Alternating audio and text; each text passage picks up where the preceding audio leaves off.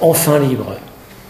Et vous étiez enchaîné avant ou vous allez régler vos comptes? Non, j'étais enfin libre, ça veut dire lâcher prise. Il y a des moments donnés où vous avez envie de pas maîtriser tout, de pas.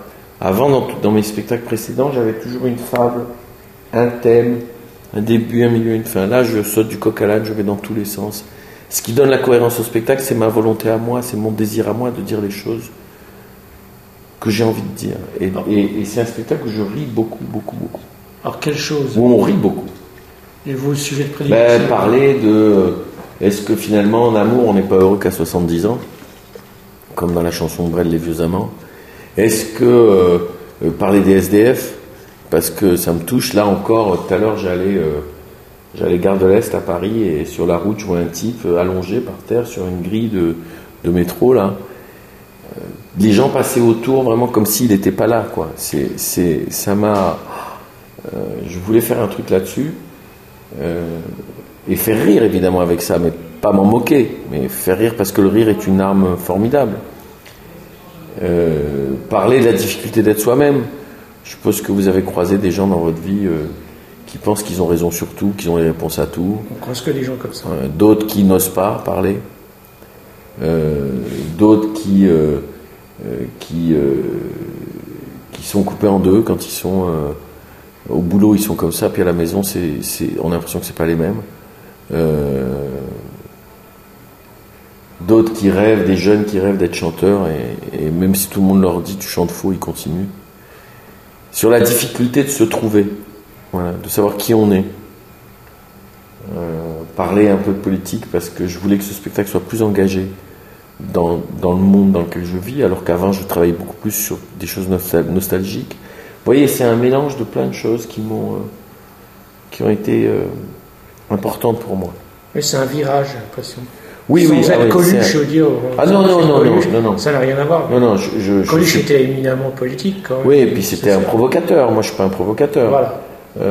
Non, ça n'a rien à voir. Mais disons que je trouve que mon travail est plus contemporain, plus dans l'air du temps. C'est pas un hasard si ce spectacle a beaucoup de succès et que je le joue énormément, parce que il a quelque chose de fort, quoi. Voilà. Et j'en suis formidablement heureux. Et seul sur scène, c'est... Oui, mais ça, c'est toujours. Depuis 32 ans, vous savez. J'ai l'habitude de la solitude. Bon, on ne peut pas vous laisser sans parler de la Tunisie. Vous en avez parlé ce matin dans la presse. On a senti une réticence. Vous êtes content, je veux dire, mais... Non, c'est pas une réticence, c'est une crainte. Une crainte, voilà, votre crainte. Pourtant, la Tunisie, c'est le premier pays. Ça oui, vous étonne, oui. Ça, comment voulez-vous que ça m'étonne? J'y suis né. La Tunisie, c'est le centre du monde. Mais personne ne le savait avant, maintenant tout le monde le sait. Non, je plaisante. Je suis très heureux, je suis très ému, mais je suis très inquiet. Il faut absolument que la communauté européenne les aide beaucoup, il faut que les Américains les aident beaucoup, ils ont besoin d'argent en ce moment, ils ont besoin, parce que leur économie est à plat, parce que évidemment plus personne ne part en vacances en ce moment en Tunisie. Ce qui est une erreur, parce que les touristes qui vont aller en Tunisie là, je peux vous dire qu'ils vont pas être gâtés, ils vont être ils vont être tellement contents de les voir arriver qu'ils vont plus savoir quoi faire pour leur faire plaisir. Donc et au niveau de leur sécurité, au niveau de leur plaisir, à tous les niveaux. C'est 1 million d'emplois en Tunisie, il y a 11 millions d'habitants, vous vous rendez compte? Ça équivaudrait à 7 millions d'emplois en France. Donc il faut les aider. C'est bien de dire la Tunisie c'est génial, ce qu'ils ont fait, tout ça. Bon, maintenant on l'a dit. Bon, maintenant comment on les aide? Comment on les aide à gagner leur combat? On peut délocaliser les entreprises au lieu d'aller en Chine. Ah, ça serait bien. C'est une idée. Ça serait bien. Il y a déjà beaucoup de gens qui font fabriquer des vêtements en Tunisie. Il faut que ça continue, il ne faut pas que les marchés disparaissent. Voilà, il faut se battre, quoi. Bon. Il faut se battre pour dire aux gens, allez-y, ne laissez pas tomber la Tunisie, parce que ça a valeur d'exemple dans le monde arabe aujourd'hui. Et si la Tunisie marche, les autres vont se dire ça peut marcher. Je ne sais pas si ça va marcher, mais les autres vont se dire ça peut marcher. Or, si la Tunisie ne marche pas, tous les dictateurs vont dire vous avez vu? Alors calmez-vous. Donc il faut absolument... puis il faut que la Libye se calme aussi, parce que faut que ça se calme. Moi, je sais pas que je m'intéresse pas à la Libye, mais évidemment, la proximité de la Libye avec la Tunisie, ils ont une frontière vraiment commune, importante. Il faut absolument que ça... Voilà, mais dès le départ, j'étais ému et inquiet. Parce que la révolution, c'est pas la démocratie. On va terminer là-dessus et vous remercie. Mais je vous en prie. Allez,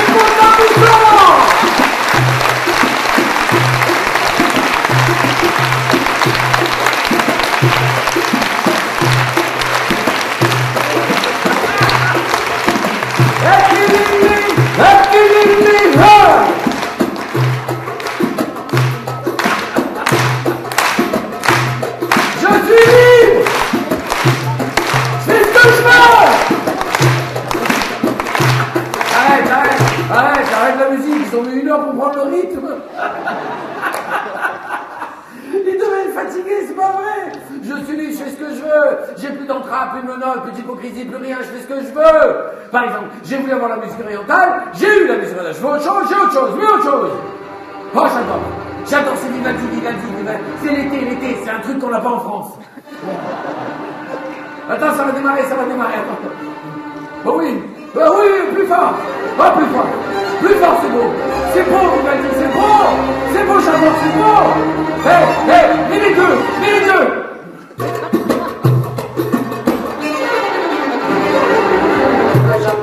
Oui, les uns sur les autres, les uns dans les autres. On ferait une énorme ratatouille. C'est tellement bon de dire tout ce qu'on a envie, de faire tout ce qu'on a envie, c'est bon. Regardez, par exemple, j'ai voulu changer de costume, j'ai changé, c'est tout. Hein, c'est fini, les bretelles, tout ça, c'est fini. C'est ma mère, elle m'a dit, tu vas à Pont-à-Mousson. Il faut que tu sois élégant. Eh ben, j'ai pris le costume du mariage de Simone et je l'ai mis, c'est tout. Le seul problème, c'est que depuis que je suis, je fais tout ce que je veux. Et depuis que je fais tout ce que je veux, je suis un peu perdu. Voilà. C'est vrai, je sais plus tout à fait qui je suis parce que je fais un peu n'importe quoi. En même temps, c'est très difficile de savoir qui on est dans la vie, hein. C'est très difficile. C'est l'œuvre d'une vie. En général, quand on arrive enfin à savoir un tout petit peu qui on est, eh ben, c'est trop tard. Pouf, on meurt. Mais je suis pas tout seul comme ça, j'en ai plein, hein. Par exemple, dans la famille, il y en a plein, hein. Par exemple, j'ai un cousin. Il s'appelle Jean-Claude Boutboul. Il y a un problème avec les bouts de boule à Pont-à-Mousson. Jean-Claude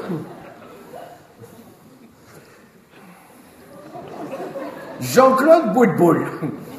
Bon, là, tu me réponds oui, mais c'est pas vrai. C'est pas vrai. Jean-Claude Boutboul. Mon cousin, l'avocat, eh ben, il est coupé en deux. Je vous jure, il est coupé en deux. C'est vrai, par exemple, vous allez comprendre. Quand il est avec un client dans son bureau d'avocat, il est comme ça, il fait... Écoutez, cher ami, je voulais vous dire, vous avez vu comme je prends bien l'accent français pur, pointu. Vous avez vu, c'est extraordinaire, hein. Vous savez, pour moi, c'est une cascade, hein. C'est des années de travail pour prendre cet accent. Vous pouvez pas imaginer. Je vais le refaire l'accent français pur. C'est très difficile à faire. Faut que je me concentre. Bonsoir, Pont-à-Mousson. Quand je fais ça, j'ai l'impression d'être né en France. C'est vrai, vous pouvez pas savoir comme ça faisait plaisir au ministre de l'Identité nationale. Ils ont supprimé le ministère, ils ont gardé le ministre. C'est ça le problème. La journée a été dure, c'est normal, c'est la crise. Maintenant, je vais vous parler, moi, de l'actualité pour vous faire gâcher la soirée. Je veux pas vous gâcher la soirée. Je vais vous parler du débat sur la laïcité. Je veux pas. Ils m'ont fatigué. Ils font un débat entre eux pour savoir s'ils vont faire le débat. Ils vont se taper dessus à la fin. C'est extraordinaire. Je veux pas vous parler de la Libye. Je veux pas. Je vais vous parler de la Tunisie, par exemple. Pendant 2 jours, je peux parler de la Tunisie. Tellement la Tunisie. Bon. Je vais pas vous parler, je sais pas, moi. Je vais pas vous parler du président de la République. Il est très nerveux, hein. C'est vrai, on a un chef, il est nerveux, hein. C'est vrai, hein. Il conduit la France comme une Ferrari. Le seul problème, c'est qu'on n'y a pas dit qu'il n'y avait pas le moteur. Alors, toute la journée, il est comme ça, pour faire les pédales de la voiture. Et pour faire le bruit, il fait... Et comme les essuie-glaces, ils sont de l'autre côté, et ben, au bout d'un moment, il voit plus rien, le pauvre. C'est vrai, je veux pas. Je vais vous parler, par exemple, de Ségolène Royal. Je veux pas. De toute façon, plus personne ne parle d'elle à part elle. Comme ça, c'est réglé. Alors, je veux pas vous gâcher la soirée. C'est comme la météo. Vous savez combien il va faire demain pour Pont-à-Mousson? Vous savez combien? 32 degrés. Comme ça, ce soir, vous couchez, faites chérie, prépare les maillots. Hein? Et demain matin, en vérité, vous savez comment il fait? Moins 15. Et vous m'en voulez à moi, mais en attendant, vous avez passé une bonne nuit. Hein? Eh bien, ils veulent pas, à la télévision, ils veulent pas. Ils préfèrent le présentateur officiel, celui qui dit « Bonsoir. Madame, monsieur, les nouvelles. Le Japon, on va mourir. La Libye, on va mourir. Le chômage, on va mourir. Bon appétit. Bon, allez, je reprends. Je ferme la parenthèse, je reprends. Vous vous souvenez, on en est, hein? Mon cousin, l'avocat Jean-Claude Boutboul, qui est coupé en deux, hein? Parce que c'était une parenthèse.